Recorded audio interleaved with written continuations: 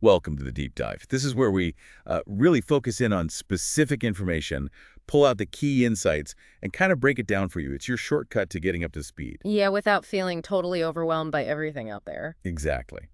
So today we're diving into a recent YouTube interview. It's called Will Alien Technology Be Revealed?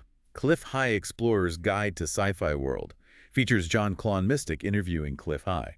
And our source is the transcript from that conversation. Right. And our mission basically is to understand Cliff High's perspective here, his take on current events, what he thinks might be coming down the pike, and the underlying forces he sees at play. He definitely uses some unusual analogies and makes some bold predictions. It's quite a ride. For sure. Okay, so let's start unpacking it. Where do we begin? Well, right off the bat, what's striking is how he talks about history. Yeah. He uses this idea of tipping points. Tipping points. Yeah. Like Malcolm Gladwell.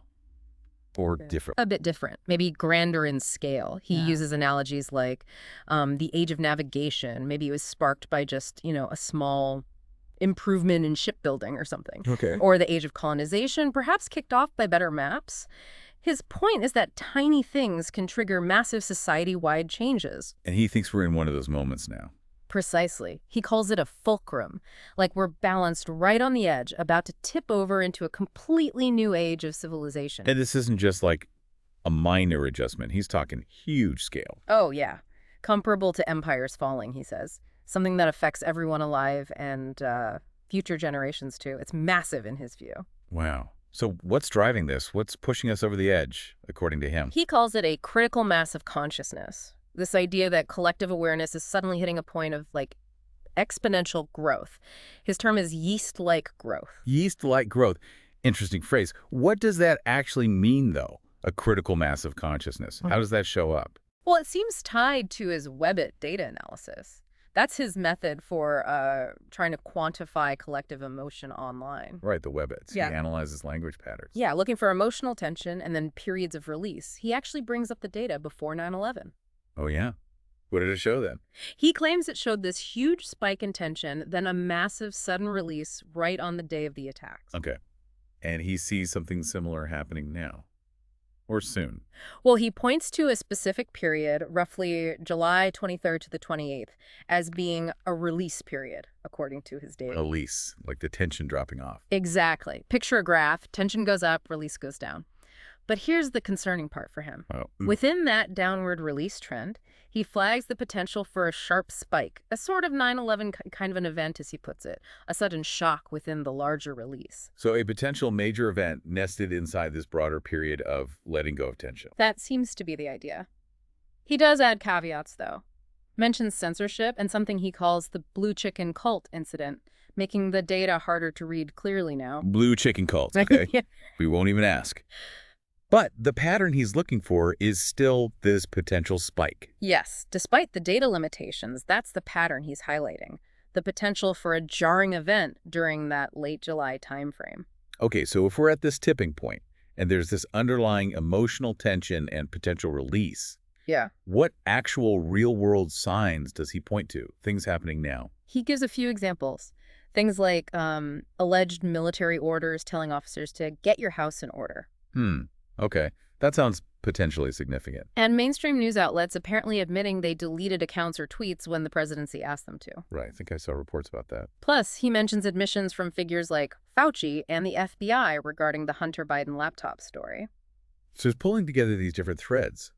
Military preparedness, media manipulation, shifts in official narratives. Exactly. And he frames all this as evidence that what he calls a covert war is about to bust out into the open, become visible. A covert war? That sounds dramatic. What does he mean by that? He's quite declarative about it. He believes a war has been ongoing, maybe since the 1990s. The 90s? Yeah. He claims elements within the U.S. military discovered a plan back then to attack the U.S., but it wasn't like a conventional attack, so most people wouldn't even recognize it as war. So an invisible conflict happening for decades. That's the picture he paints. And he sees 9/11 as part of that war. Not just terrorism, but an attack by what he calls globalists against financial structures, New York, London. Okay, so he defines the sides differently.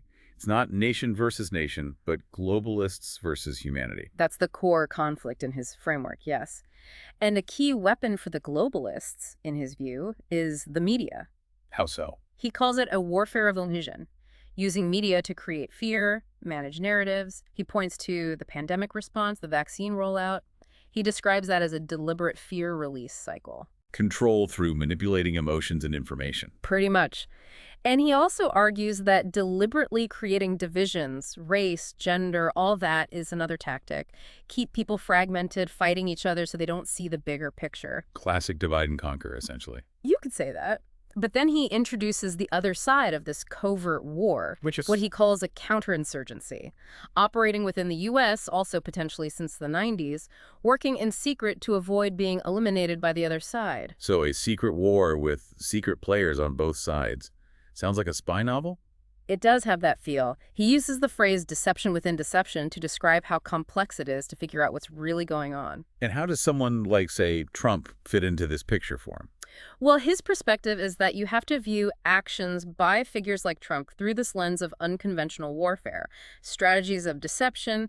He uses an Aikido term, army nagi, an entering throw, suggesting misdirection is part of the game. So moves that look like one thing might actually be intended to achieve something else entirely. That's the implication. It's not straightforward politics in his view. It's strategy in a hidden conflict. And where does he see this going? If there's this counterinsurgency, what's their next move? He believes they have to reveal themselves soon, possibly starting around August. They need to make their existence known to the wider population, the normies. How? How do you reveal a decades-long secret war? Yeah, that's the big question. He doesn't lay out a clear mechanism, just that it needs to happen in a way that resonates with ordinary people. Not just the people already following this stuff online. Right. And interestingly, he pushes back against certain theories, like the idea of a fake alien invasion, Project Bluebeam. Oh, right, the false flag theory. He dismisses that. He argues this counterinsurgency group is somehow bound. They can't use outright lies or mass deception like that, especially now in what he calls the age of knowledge or the age of Aquarius. Contrasting it with the previous age, the age of Pisces, which he implies was more susceptible to illusion. That seems to be the idea, a fundamental shift in how truth and lies operate now. This all sounds incredibly stressful if you believe it's happening. What about the personal impact on people?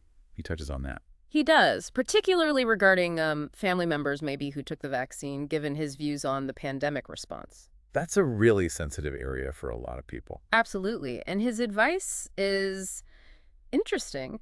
He suggests viewing people who, in his words, succumb to mind control and fear, not as stupid or weak, but as casualties of war. Wow. Casualties of war. That reframes it significantly. Takes away individual blame, maybe. That seems to be the intent, to foster a kind of soldierly mindset. Controlled, disciplined, avoiding blame, avoiding lashing out individually. He actually warns about potential rises in social unrest, domestic violence even. So stay calm, don't point fingers, brace for potential fallout. That's the gist. He even offers a practical tip mentioning the dimer test for people worried about blood clots, something tangible amidst all the theory. Okay, let's shift gears slightly. What about the money side, financial implications? He sees parallels to the 1930s again. Predicts a simultaneous depression and war, basically. Not a cheerful outlook. Not really. He expects inflation in hard assets, both natural inflation and artificial inflation, as people lose faith in regular fiat currency. So gold, silver, that kind of thing. Presumably, although he does give the classic advice, cash is king, in the very immediate crisis phase. Right, you need liquidity right away. But then he gets more speculative. He floats this idea of a resurrected U.S. Treasury continental dollar. A new government currency. Yeah, and he speculates it could eventually become incredibly valuable due to scarcity, maybe even reaching parity with Bitcoin someday. One continental dollar equals one Bitcoin. That is bold. Definitely out there. He also talks silver, connects potential hyperinflation to silver hitting $600 an ounce. He says that number came from a report back in 2017. $600 silver. Wow. What would drive that in his view?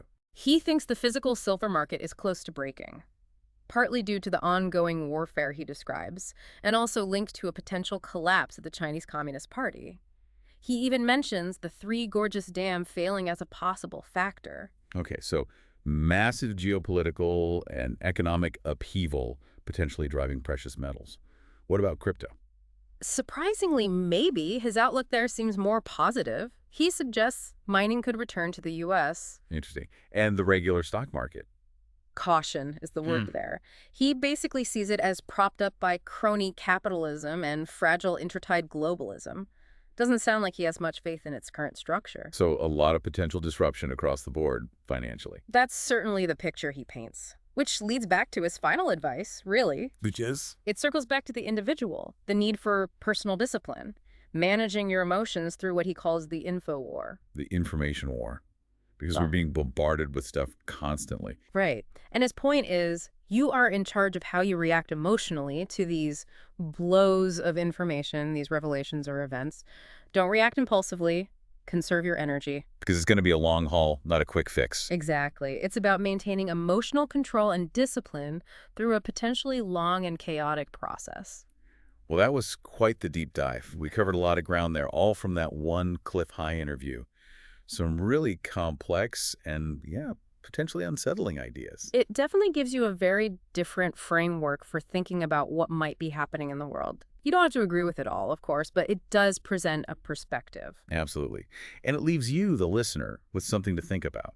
If you entertain this framework, even just hypothetically this idea of a hidden war, a coming exposure, what assumptions that you hold about how the world works might need re-examining? It's a good question to ponder. We definitely encourage you to keep exploring, keep questioning, and approach all information, including this, with a critical eye.